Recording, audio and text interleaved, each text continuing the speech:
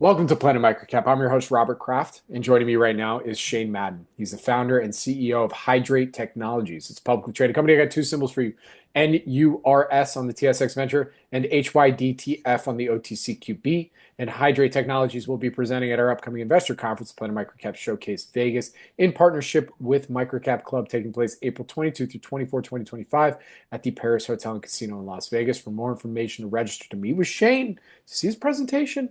Register to attend in person at planetmicrocapshowcase.com. And with that, Shane, thank you for joining me today. How you doing? I'm good, Robert. Thank you.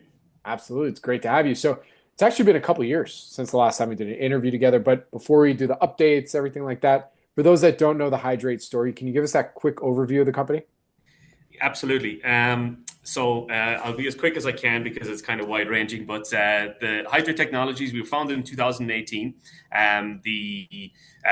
The basically infrastructure of the company was to create a 50-state medical company that had three different verticals to address three different areas of industry in the healthcare industry. The United States healthcare industry was extremely fragmented, so we attacked it from three different areas: mobile health and wellness, the non-traditional bricks and mortar, and the direct-to-consumer aspect, which is being kind of glamorized right now by the GLP-1s and everything, but it's much more far-ranging than that. So essentially a place to do business. Think of a Shopify for healthcare. And that's kind of the overall model. So three very different verticals within a $6 trillion industry. Absolutely. So, it's interesting. Last time we did an interview together, we published that April in 2023. And there we talked about the go-to-market product, the IV therapy services. And I think that was the main thing that we kind of talked about. That was the main, starting point with everything. So, I mean, we don't have to do all the highlights since then, but maybe Yeah. catch us up a little bit in the last 12 months, where we're at with the go-to-market strategy and some of the other verticals you got going on. Yeah. So again, the go-to-market was we get called Uber for nurses for that one, right? So the analogy is because we were the first company that allowed nurses to become independent contractors, so essentially be able to monetize your credentials. So that's just one vertical, and we talk mainly about that because the second and third verticals were kind of in the coming out process. And again, all of these leverage our 50-state medical company, and we're a place to do business. Some of the highlights would be we've gone obviously into the thousands of nurses across 50 states now. Our bricks and mortars have well over 1,000 bricks and mortars on our network that we're servicing there in many ways. Barriers to entry is obviously a big thing that we fix, right?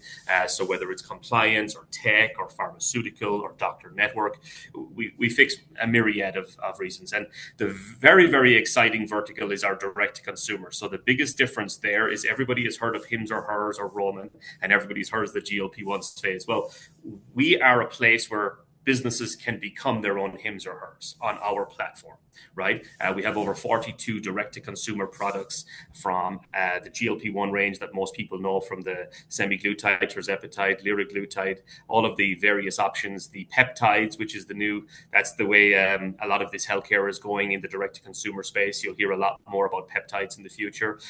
The sexual health stuff, the sensitive nature stuff, and the at-home testing. So we have, multiple categories on the direct-to-consumer. The biggest thing for our company and the infrastructure that we've set up is that we are a place to do business. We're not a competitor in the space with a Hims or Hers or Roman. We can allow hundreds and thousands of people to become their own Hims or Hers by leveraging our medical platform. So the scalability is incredible, and we've been seeing the fruits of that over the last couple of quarters.